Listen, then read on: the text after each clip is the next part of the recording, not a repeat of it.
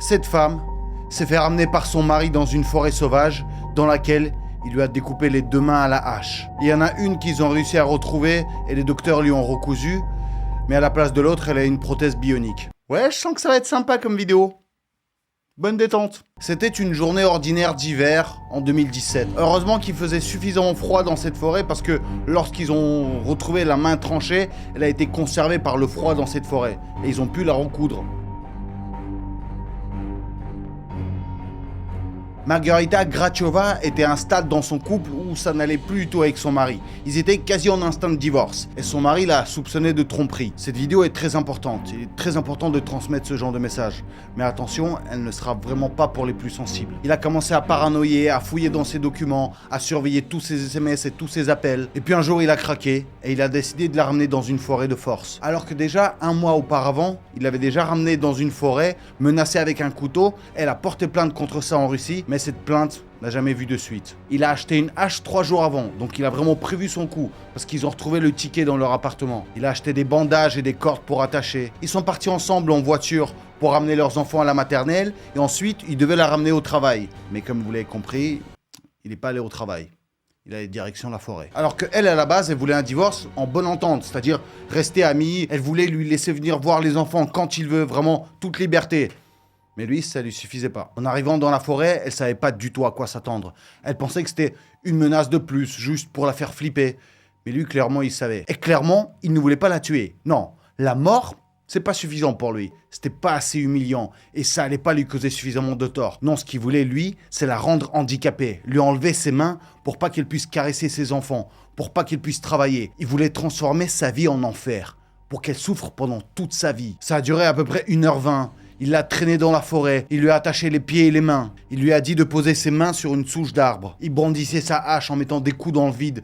Elle avait peur de mourir chaque seconde. Elle a commencé à lui dire que « Excuse-moi, c'est bon, je reste avec toi, je ne veux plus divorcer, je vais rester avec toi à vie. » Il lui a cru à ce moment-là, en tout cas, il lui a fait croire. Ils ont fait demi-tour.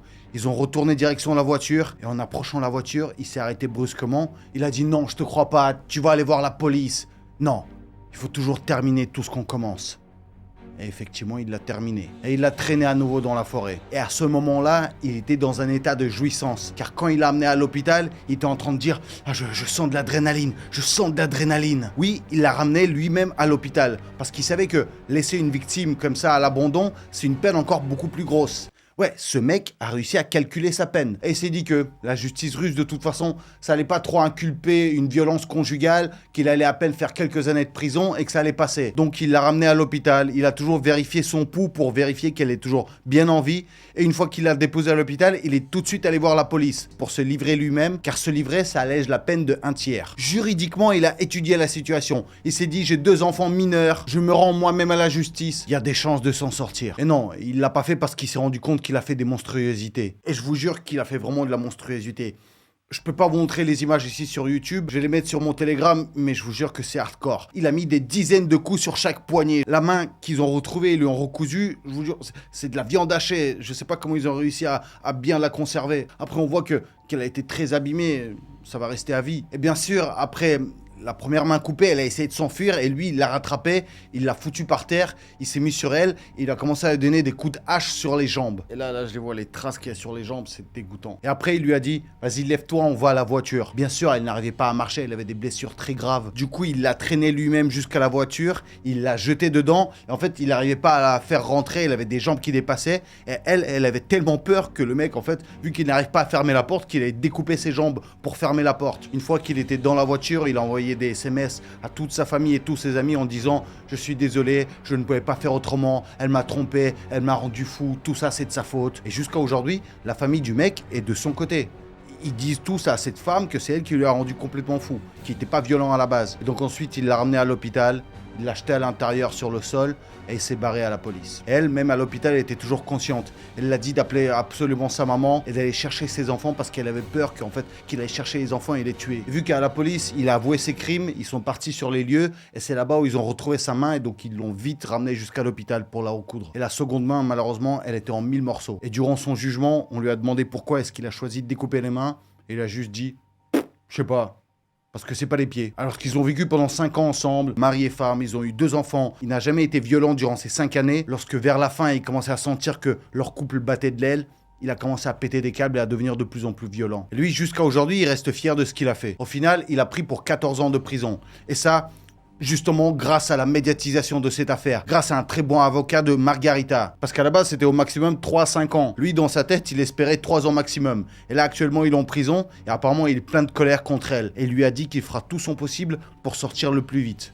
Et se venger. Elle vit aujourd'hui, mais elle a très peur pour sa sécurité. Elle a peur qu'il sorte ou qu'il s'échappe. Lorsqu'il l'a ramené en voiture jusqu'à l'hôpital, il lui a dit « Je vais aller en prison et je veux que tu m'attendes et que tu me restes fidèle jusqu'à ma sortie de prison. Si tu ne le fais pas, je vais découper les mains de tes parents. » Heureusement qu'aujourd'hui, ça va beaucoup mieux pour Margarita. Elle s'est remariée, elle a eu un nouvel enfant. Elle a sorti un livre avec sa maman sur ce qui lui est arrivé. Un réalisateur russe a sorti une série sur cette histoire. Ça a été très médiatisé. Elle a été invitée dans beaucoup d'interviews, à la télé. Elle a aujourd'hui des abonnés sur Instagram. Et aujourd'hui, elle mène une vie d'influenceuse. Elle partage tout ce qui lui est arrivé, toutes ses craintes, toutes ses erreurs, pour ne plus jamais que ça arrive à quelqu'un. Mais malheureusement, ça continue d'arriver tous les jours. Oui, la vidéo d'aujourd'hui va parler des pires violences conjugales. En fait, toutes ces histoires horribles, je suis tombé dessus parce que c'est d'actualité en Russie. Et actuellement en France, j'ai été très touché par les histoires de MeToo dans le stand-up ou dans le cinéma. En plus, il y a des gens que je connais très bien qui se sont retrouvés accusés, qui ont fait des choses horribles. Dans les commentaires, dites-moi, vous voyez de qui je parle? Donc, j'ai voulu vous montrer aussi ce qui se passe de l'autre côté de la frontière. Parlez-en autour de vous, dans les commentaires, dites-moi ce que vous en pensez.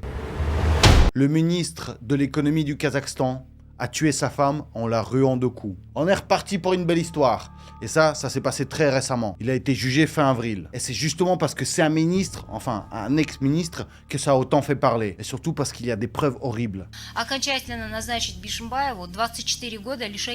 Il a pris pour 24 ans de prison.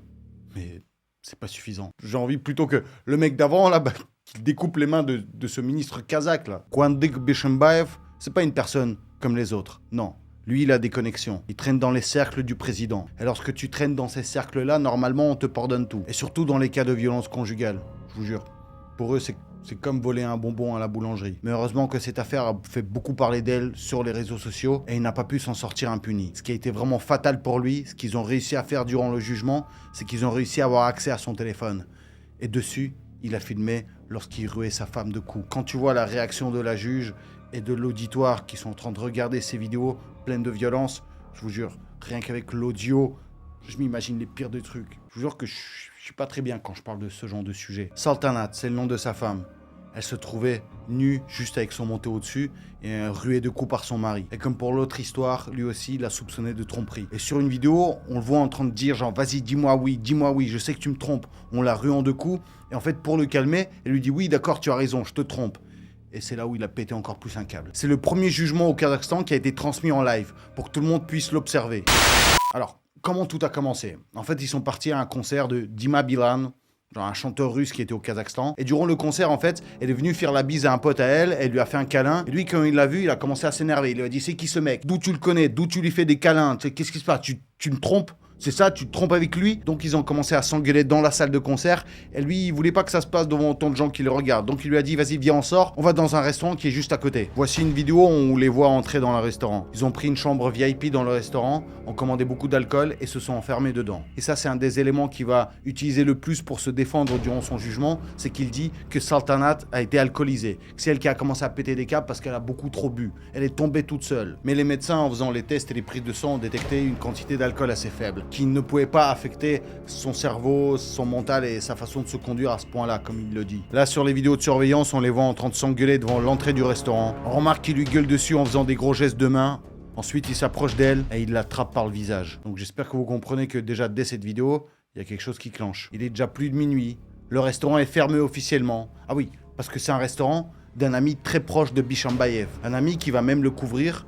Et il va prendre aussi des années de prison. Ensuite, il lui dit, vas-y, viens, on va parler dans les toilettes parce qu'il y a beaucoup trop de monde ici. Oui, il restait les employés du restaurant qui ont été témoins de tout ça. En arrivant, Saltanat s'est enfermé dans les toilettes. Ce qui n'a pas plu à Bishimbaev, alors il a chopé un gros poteau pour défoncer sa porte de toilette. Ah, je vous jure, on est dans le film Shining quand tu vois les traces. Ensuite, les caméras nous montrent Saltanat qui sort du restaurant, complètement nu, juste avec son manteau par-dessus, avec des traces sur son visage. Mais le ministre la rattrape, la chope devant la sortie et la frappe violemment devant l'entrée du restaurant. Bien sûr, je peux pas vous montrer les vidéos sans censure. Tout ça sera dans mon Telegram pour les plus courageux. Ensuite, il a appelé son ami directeur du restaurant. Ils sont arrivés tous les deux dans le salon VIP. Ils ont pris Saltanat, et ils l'ont portée jusqu'à la voiture, ils l'ont foutue dedans et ils la ramenée jusqu'à la maison. Il dit qu'elle était beaucoup trop alcoolisée, en train de dormir, alors qu'elle était déjà probablement à 2 doigts de mourir. Et ce qui est très bizarre, c'est qu'en arrivant à la maison, donc il la dépose sur le lit, il la voit en train de se vider de son sang, et là il se dit, faudra peut-être appeler quelqu'un pour la soigner. Mais il n'appelle pas les médecins, aucun docteur, non. Il appelle une voyante. Oui, parce que les ministres du Kazakhstan ont des voyantes. Vous voyez, genre, les voyantes pour les stars et tout, qui lui prédisent l'avenir, qui lui disent tout ce qu'il faut qu'il fasse dans sa vie.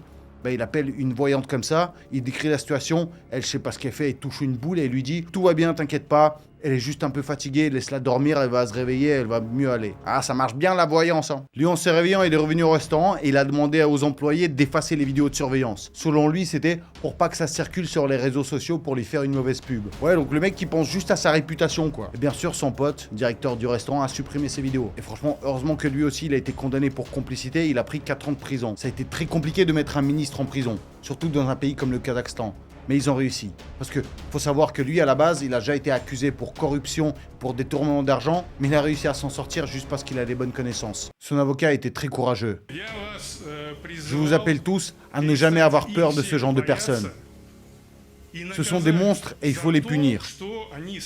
À la base, Saltanat, elle est issue d'une famille très riche aussi. Elle avait une très bonne situation. Elle a toujours rêvé de rencontrer le grand amour, de créer une belle famille avec des enfants. Et effectivement, le fait que son père était riche aussi, ça a beaucoup aidé à faire parler de cette histoire. Il avait aussi des connaissances. Elle a fait des études de finance. Elle est partie en Angleterre pour étudier l'anglais. Elle adorait sortir avec ses amis. Et elle est devenue astrologue sur Instagram. En fait, elle consultait des gens, elle leur prédisait leur avenir et elle gagnait ainsi sa vie. Entre 7 et 9 000 euros par mois. Mais qu'est-ce qu'ils ont les gens avec l'astrologie et la voyance? C'est pas possible. Et lui, du coup, il l'a vue sur Instagram et il s'est dit, ok, elle, faut qu'elle soit à moi. Il a pris un rendez-vous de consultation astrologique avec un faux blaze. Il est arrivé chez elle. Elle a été super surprise. Et à la base, il ne lui plaisait pas du tout. Mais en fait, c'est une sorte de pervers narcissique qui l'a forcé à l'aimer. En fait, il l'a inondé de cadeaux, d'argent. Il lui a interdit de travailler pour qu'elle soit dépendante de lui. Elle a cru à l'amour et ils se sont mariés. Ils ont célébré leur mariage, justement dans le restaurant où se sont passés tous ces faits tragiques. Le père de Bishembayev était très bien placé, il connaissait le président. À 27 ans, il est devenu ministre de l'Industrie, puis à 33 ans, ministre de l'économie du Kazakhstan. Un petit Gabriel Attal, quoi. Lui, durant le jugement, il s'est défendu de tout. Il a refusé toutes les accusations. Il disait que tout était de sa faute, qu'elle est tombée elle-même, qu'il lui a à peine mis quelques claques, mais sans vouloir la tuer. Il disait que il savait pas qu'elle était en train de mourir, il pensait qu'elle dormait. Et un des trucs horribles aussi, c'est que, vu qu'ils ont eu accès à son téléphone, ils regardaient les messages, et ils ont découvert que pendant que sa femme était en train de suffoquer dans sa chambre, lui, il était en train de tchatcher avec une de ses maîtresses. Eh ouais, lui, il l'a trompée. Alors je me demande, est-ce qu'il va réellement rester en prison pendant 24 ans? Ou là, tant que tout le monde en parle sur les réseaux sociaux, ils le laissent, mais après, au bout d'un an, ils vont le faire sortir discrètement. Parce que ça arrive très souvent. On oublie toujours le pire. Une nouvelle vague de choses horribles va accaparer notre esprit. Puis du coup, on va oublier la précédente, on va tourner la page. Et ça profite à tous les gens qui ont commis des actes terrifiants. En tout cas, mes Yagadou, mettez un maximum de likes et mettez-le dans les commentaires si ce genre de thème vous plaît. Parce que j'aimerais vous parler aussi de ces sujets un peu plus sérieux de temps en temps. Prenez soin de vous, s'il vous plaît. Si vous avez remarqué ce genre de comportement, ce genre de situation autour de vous, parlez-en, c'est très important. Moi, je vous aime, donc n'hésitez pas à m'apporter votre soutien. Moi, je vous fais des gros Yagadakis à tous. Sauf ces deux-là, peut-être. Hein. Et j'ai déjà hâte de vous retrouver vendredi pour une nouvelle vidéo qui sera complètement folle et qui va arriver, mais très bientôt.